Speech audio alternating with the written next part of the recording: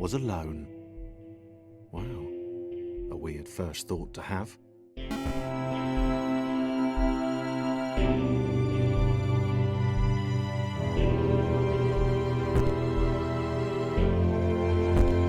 Thomas decided to start listing his observations for posterity. 1. The whole alone thing. 2. Portals. They led somewhere.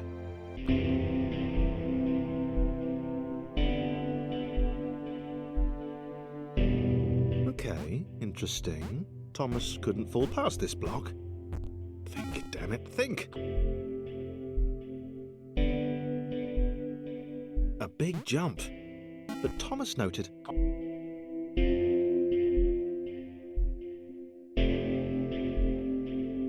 this all seemed a little dangerous. The world was not to be trusted. It was unstable, and it seemed to Thomas that it could let...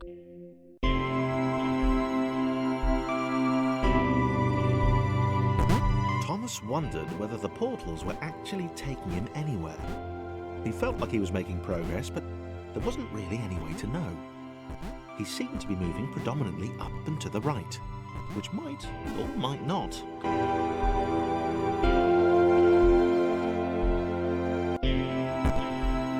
It might have been paranoia again, but Thomas could have sworn the world was becoming more complicated.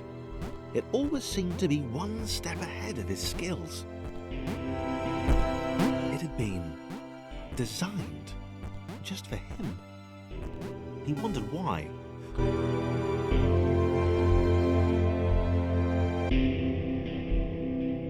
Something about the boiling, toxic, glowing water intimidated Thomas. He didn't like it. He certainly didn't want to...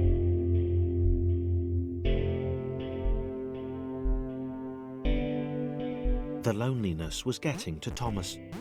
No amount of observation or obsessive note-taking could combat that.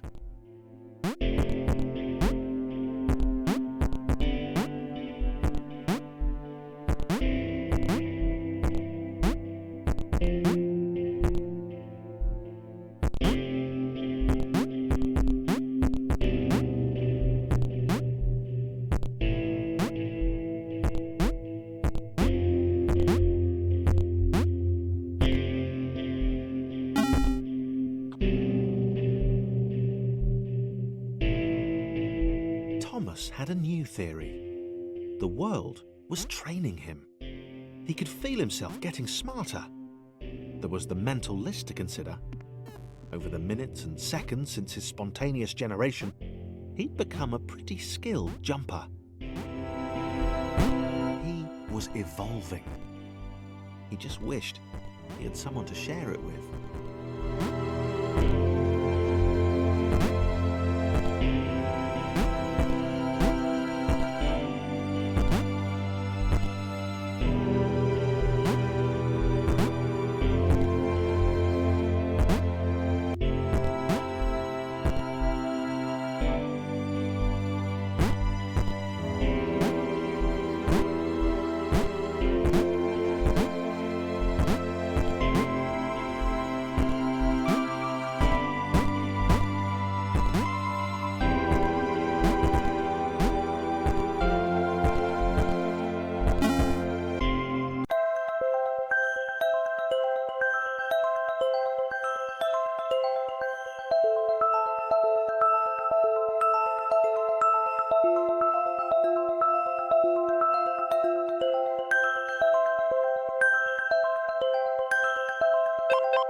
Chris took an immediate and deep dislike to the skinny red rectangle. Who the hell did this Thomas think he was?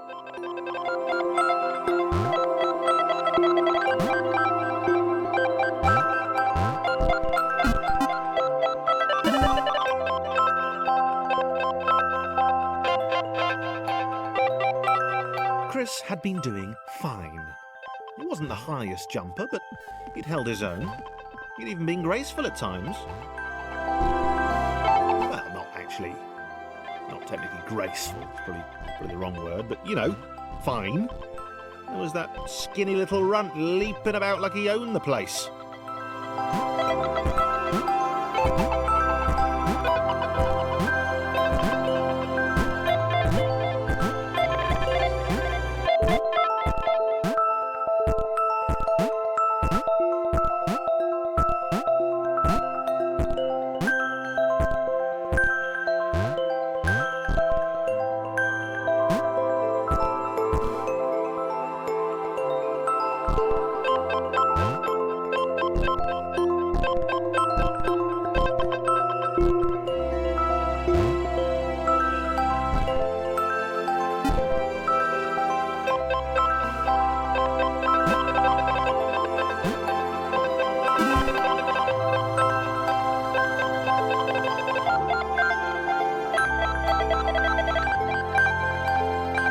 Okay, this was more like it.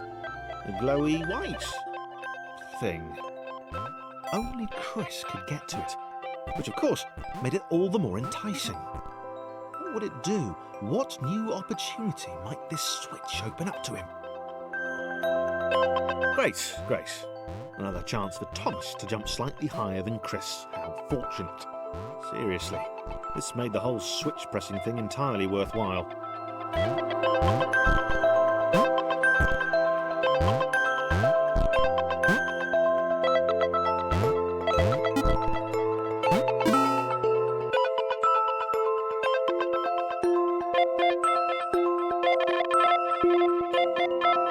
Was this good? Because on the surface, it did not seem good. Chris was pretty scared. Little Red seemed fine, happy to be on his merry little adventure. Chris couldn't shake the feeling that things had taken a significant turn for the worse since Thomas had joined him. Sure, he'd been able to piggyback his way to ever so slightly higher platforms, but where had that got him? Well, to ever so slightly higher platforms, which was sort of his point.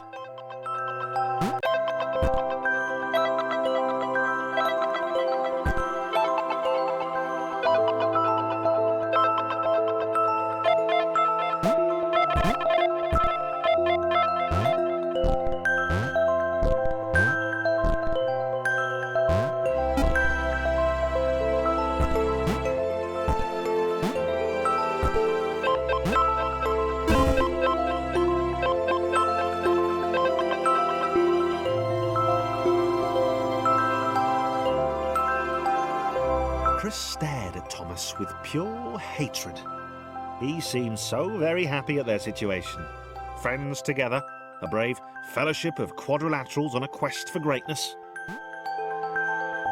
That would be fine. But it was all the obvious observation that Thomas was doing which grated. Every time they saw something vaguely new, Chris would hear a satisfied little from the vaulting idiot. He hoped the next portal would split them up, if only for a few levels.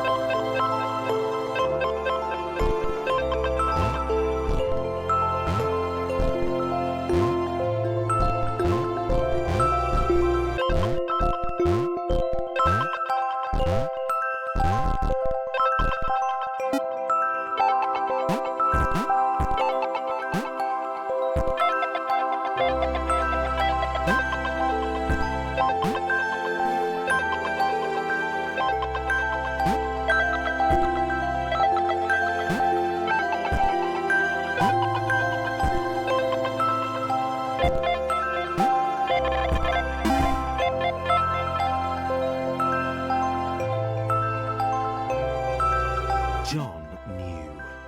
He knew that this was his chance, a moment to shine. This was game day.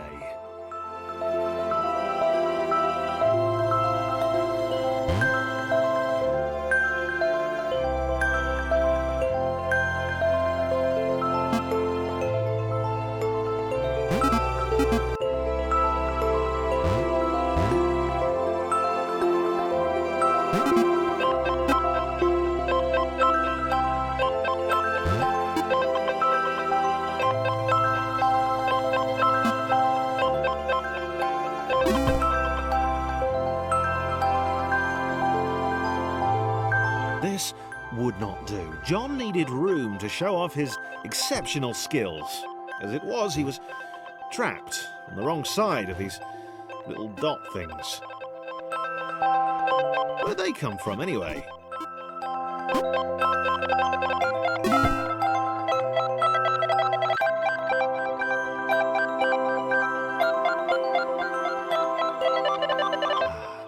John inhaled the air of the open space, and it smelled of awesome. Time to flex those muscles, to put his training to use. Time to show those little dots how it was done.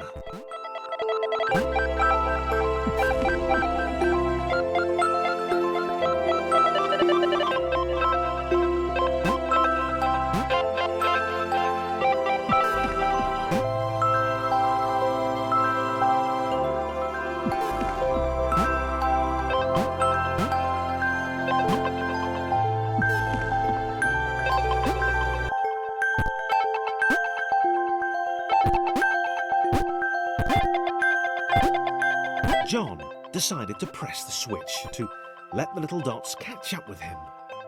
John cared for his new allies.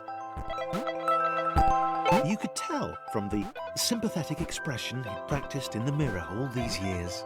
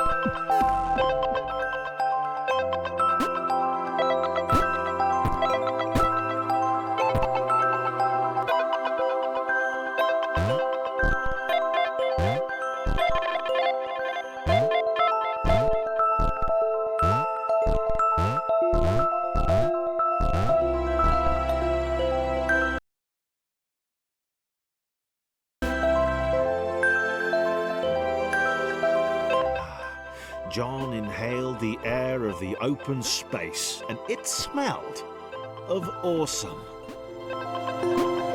Time to flex those muscles, to put his training to use. Time to show those little dots how it was done. John decided to press the switch to let the little dots catch up with him. John cared for his new allies. You could tell from the sympathetic expression he'd practiced in the mirror all these years.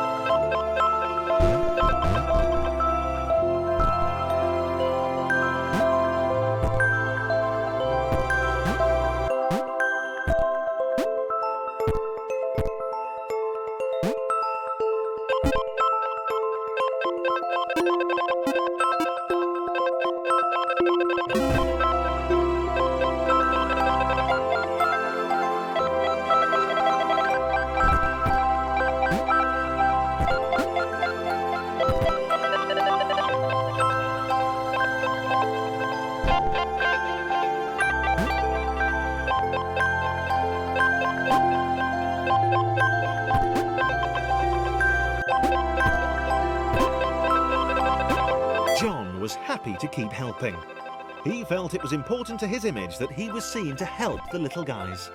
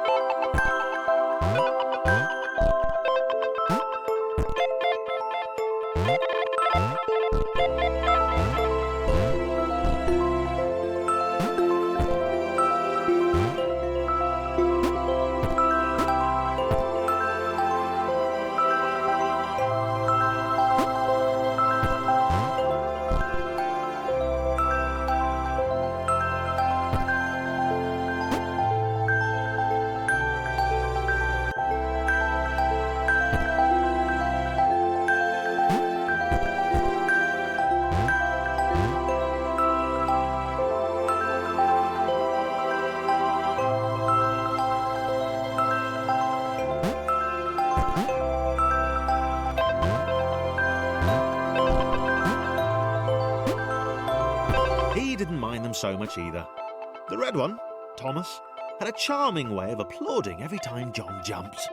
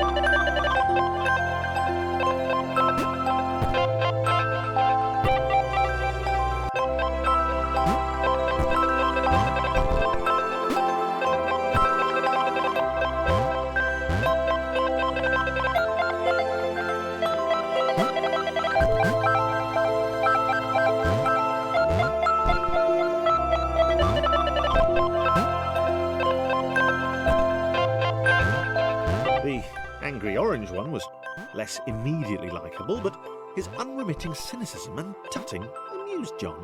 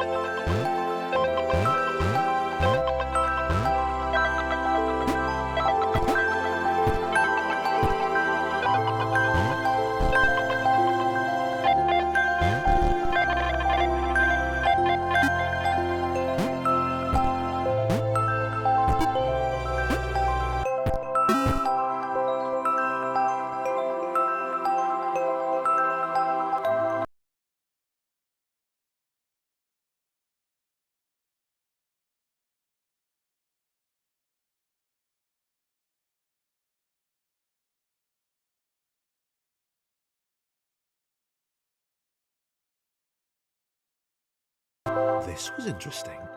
A floating target.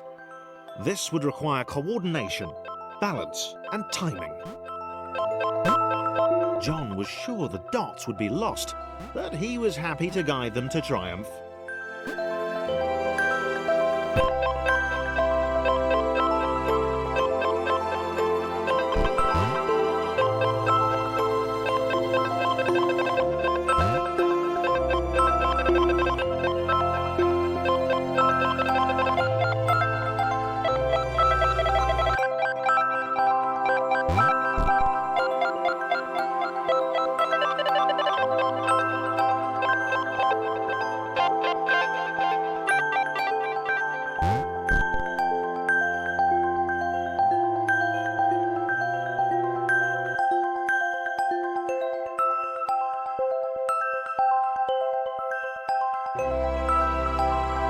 Maybe that's what the dots were for. They were there to extend John's reach, to make his performance even more impressive. John liked the thought. He decided to keep them.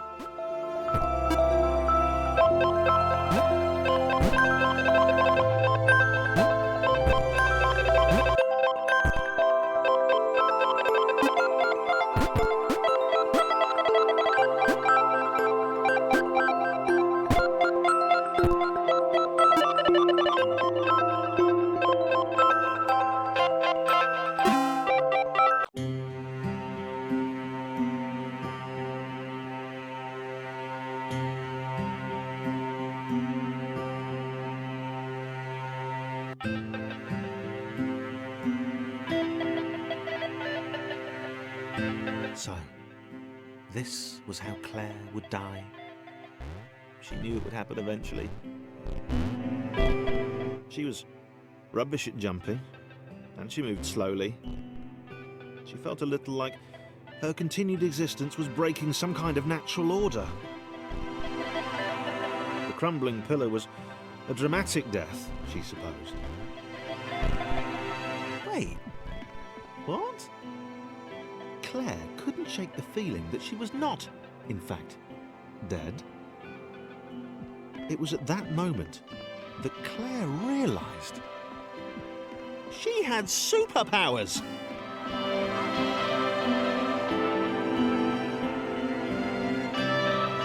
She'd need a cape. There was no getting around that. You couldn't be a superhero without a cape. Claire didn't want confusion.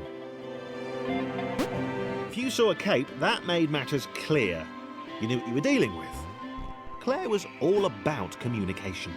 And, you know, floating in water, which was her superpower.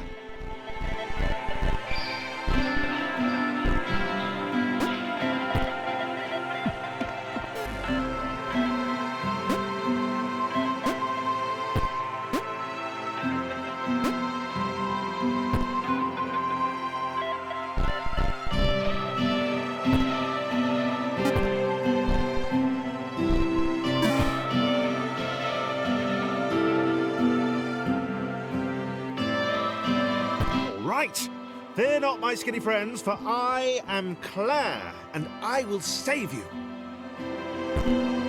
Claire needed to come up with a superhero name as soon as possible. Claire was rubbish.